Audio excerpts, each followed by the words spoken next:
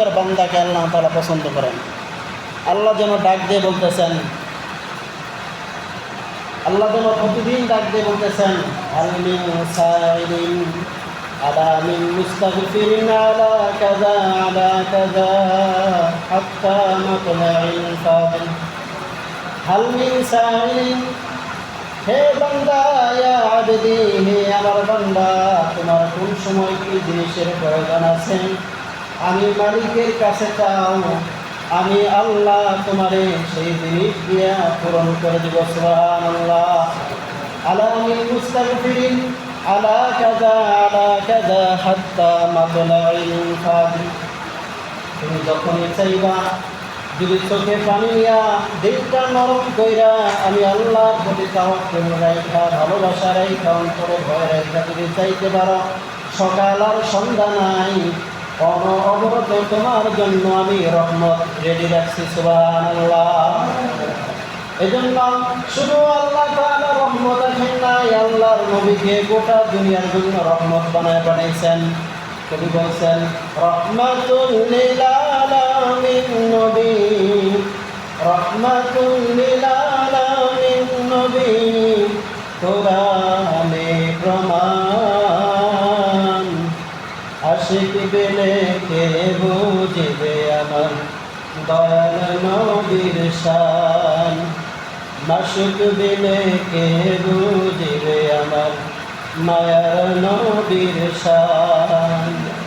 রহমাতাল লিল আলামিন নবী, রহমাতাল লিল আলামিন নবী, কোরআনে প্রমাণ, উম্মত বিনে কে বুঝবে আমার দয়াল নবীর শান, আশিক বিনে কে বুঝবে আমার মায়ার নবীর শান। বলেন আল্লাহু আকবার। নবী আমার মদিনার বুলবুল,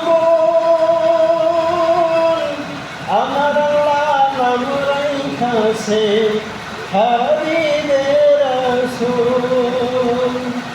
নবী আমার মদিনার বুলবুল, আমার আল্লাহ নাম রাইখাছে মুহাম্মদ রাসূল। সেই নবীকে না মানিলে, সেই নবীকে না চিনিলে ঈমান থাকবে না। আশিক বিনে কে বুঝবে আমার দয়াল নবীর শান, মাশুক বিনে কে বুঝবে আমার দয়াল নবীর শান। চিল্লায় বলেন আল্লাহু আকবার। তাহলে আমার আপনার নবী এই দুনিয়ার গোটা মুসলমানের জন্য রহমতের নবী। আল্লাহর নবী বলেন, আমি যদি মানুষের জন্য গজব হইতাম, কাফের মুশরিকরা যত মার আমাকে দিয়েছে, আমার মার দেওয়া লাগতো না। গোটা জমিনের ভিতরে যত ফেরেশতা আছে, ওই ফেরেশতাগুলাই বারবার আমার কাছে বলছেন, ইয়া রাসূলুল্লাহ, ইয়া হাবিবাল্লাহ, আপনি যদি অনুমতি দেন নবী গো, ওই সমস্ত কাফেরদেরকে উহুদের পাহাড় দিয়া, ওই পাহাড় দিয়া আমি চাপা দিয়া সমস্ত বেঈমানকে ধ্বংস করে দিব। আমার আপনার নবী রহমত এই জন্য বলে নাই ধ্বংস করে দেওয়ার জন্য। আমার আপনার আল্লাহ তো দয়াবান, আল্লাহ তো মেহেরবান। আল্লাহ বলে নাই, আমার আপনার নবী বলছেন, আজকে তারা আমারে পাথর দিয়ে আঘাত করলো, মার দিল, এমন একদিন সময় আসবে আমি মুহাম্মদুর রাসূলুল্লাহ সাল্লাল্লাহু আলাইহি ওয়াসাল্লামের কাছে দুই হাত বাড়ায়া ঈমানের পথে কালিমা নিয়ে মুসলমান হয়ে যাবে। সুবহানাল্লাহ। এই জন্য আমি আপনি বাজান, আমাদের করণীয় হলো বিশ্ব নবী রহমাতুল লিল আলামিন সাইয়্যিদুল মুরসালিন যে পথে হাঁটছে, যেভাবে চলছে, তার আদর্শবান হয়ে চলা।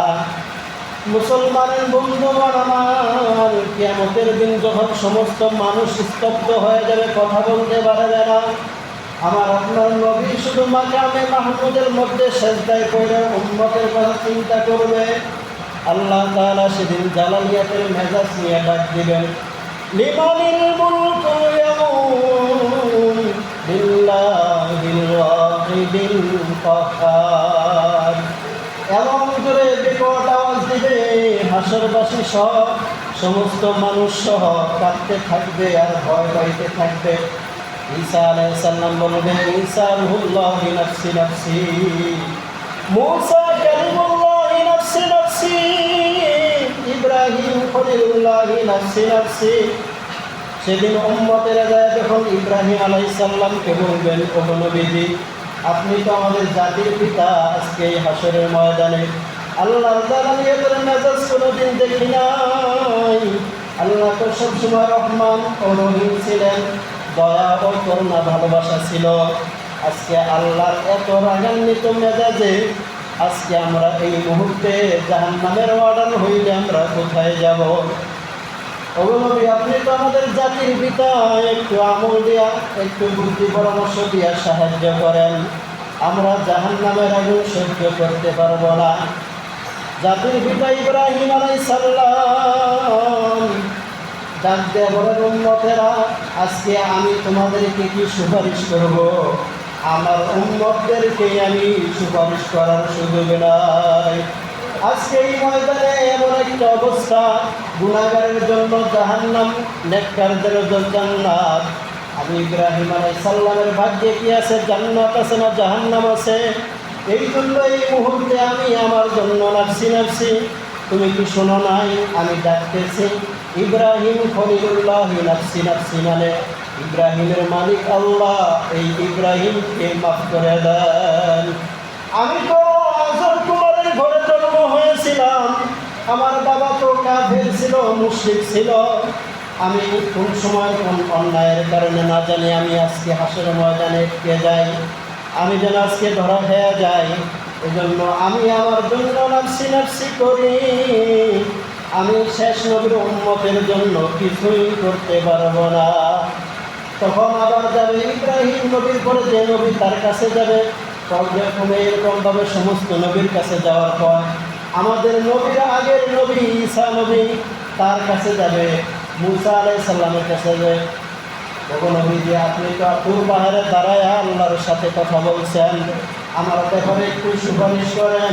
আমি একটু সুপারিশের মাধ্যমে জান্নাতে যেতে চাই। আল্লাহর নবী মূসা ডাক দিয়া কয়, ও উম্মতেরা, আজকে আমার উম্মতের জন্য আমি সুপারিশ করতে পারতেছি না, এবং নিজের জন্য একটা কথা বলার শক্তি নাই। যেখানে দাঁড়ায় রয়েছি এখান থেকে এক পাওয়া গানের শক্তি পাইতেছি না। মনের মধ্যে কাঁপন উঠে গেছে, শরীরের মধ্যে আমার ভূমিকম্পর মতো ঝড় উঠে গেছে। আমি আজকে নিজেই কথা বলার শক্তি রাখি না। তোমরা বরঞ্চ ঈসা রূহুল্লাহ, ঈসা আলাইহিস সালামের আল্লাহ তাআলা বড় ভালোবাসতেন। তারে বাবা ছাড়া মার গর্ভে আল্লাহর কুদরতে জন্ম দিয়েছেন, এবং উম্মতে খায়ের সবচেয়ে দামি উম্মত বানাইছেন, নবী বানাইছেন এবং উম্মত বানাইছেন। তোমরা বরঞ্চ ঈসা আলাইহিস সালামের কাছে যাও। আর মুহাম্মদ নবীর আগে ঈসা নবী দুনিয়ায় এসেছিল। ঈসা নবী দুইবার দুনিয়ায় আসবেন। একবার দুনিয়ায় আইসা আল্লাহর কাছে দোয়া করছেন, গো আল্লাহ, আমার দোয়াটা কবুল করে না। আমি শুধু নবী হয়ে বাঁচতে চাই না, আমি আখির নবীর উম্মত হয়েও বাঁচতে চাই। সুবহানাল্লাহ। আখির নবীর উম্মত হিসাবে আল্লাহর নবী ঈসা আলাইহিস সালামকে চতুর্থ আসমানে উঠাই নিছেন। হাদিসের মধ্যে আছে, যখন কাফির মুশরিকরা তারে মাইরা ফেলাইতে চাইল, আল্লাহর নবীকে আল্লাহ তাআলা ফেরেশতার মাধ্যমে আসমানে উঠাই নিলেন। দুনিয়ার সমস্ত নবী ওলি মানুষ যখন মারা যাবে, ইমাম মাহাদির সময় ঈসা আলাইহিস সালামকে দুনিয়ায় আবার অবতরণ করা হবে, দুনিয়ায় পাঠানো হবে। ওই জন্য ঈসা আলাইহিস সালামের কাছে তোমরা একবার যেয়ে দেখো। এইবার ঈসা আলাইহিস সালামের কাছে যেয়ে বলতেছেন, আপনার কথা অনেক নবীরাই বলছে, আপনি একটু সুপারিশ করে আমাদের জান্নাতের ব্যবস্থা করে দেন। দেখেন ঈসা নবী কান্দে, মালিকের দরবারে কান্দে। আর মালিক, আজকে তো এই হাসরের ময়দানে আমার এই কথা বলার শক্তি নাই। আমি নিজের জন্য ঈসা রূহুল্লাহি নাফসি নাফসি, আমাকে যে একটা উপাধি দেওয়া হয়েছিল নামের শেষে ঈসা রুহুল্লাহ, আজকে তো আমি আমার জন্য নাফসি নাফসি করি। আজকে তো আমার হাসরের ময়দানে কথা বলার শক্তি নাই। তোমরা বলছো আমি একজন মানুষের কথা বইলা দেই, তিনি দুনিয়ার কোনো এমন তেমন মানুষ নয়, দুনিয়ার কোনো সাধারণ মানুষ নয়, সাধারণ নবী না, দুনিয়ার সমস্ত 18,000 মাখলুকাতের নবী, গাছের নবী, মাছের নবী, কোন কায়নাতের নবী, ইতিমদের নবী, অসহায়দের নবী, গরিবের নবী, ধনীর নবী, গোটা বহির্বিশ্বের নবী, সমস্ত মাখলুকাত কুল কায়নাতের চন্দ্র সূর্য গ্রহ নক্ষত্রের নবী।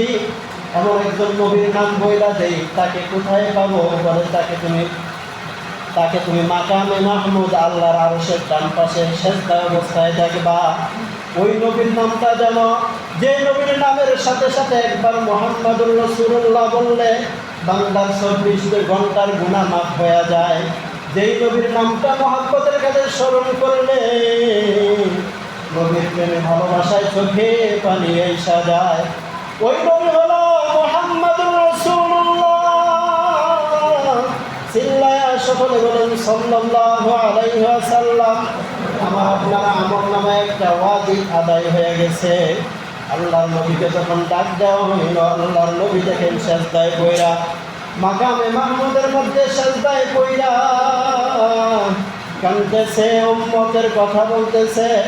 উম্মতেরা হাজির, ইয়া রাসূলুল্লাহ, ইয়া হাবিবাল্লাহ, দুনিয়ায় তো আপনার কোনো সুন্নতের দাবিদারি করে নাই, সুন্নত মানি নাই।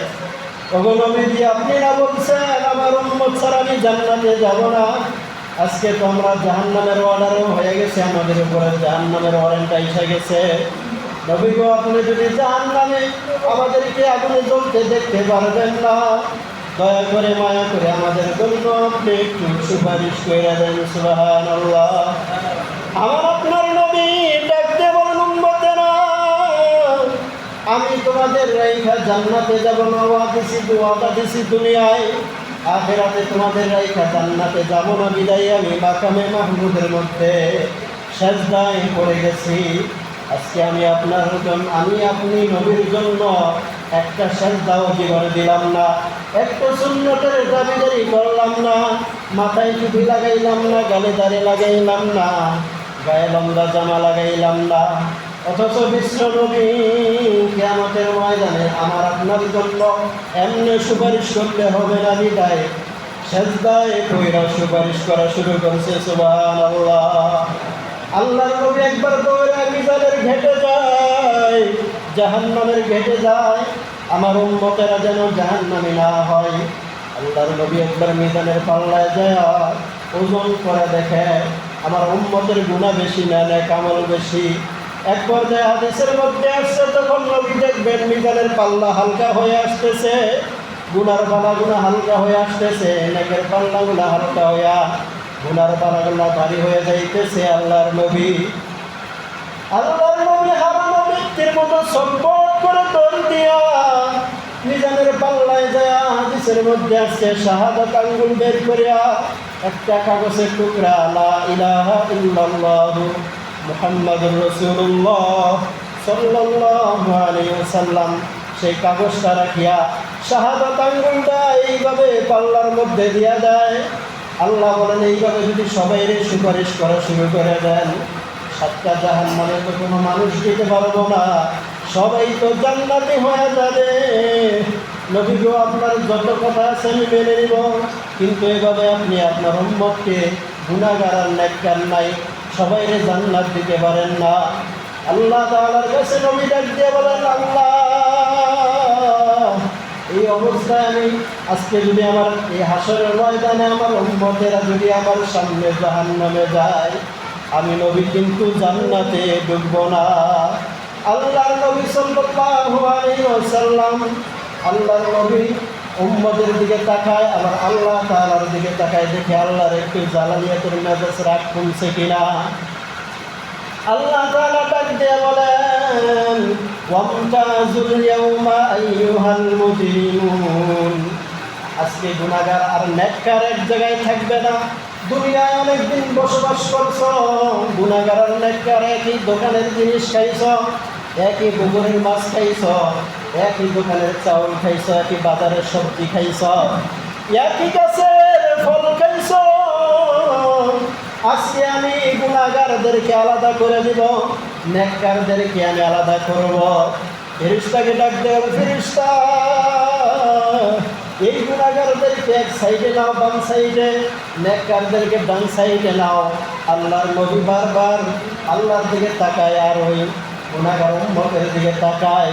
একবার নবীজি দৌড়ায়া মিজানের পাল্লায় যায়, জাহান্নামের ঘেঁটে যায়।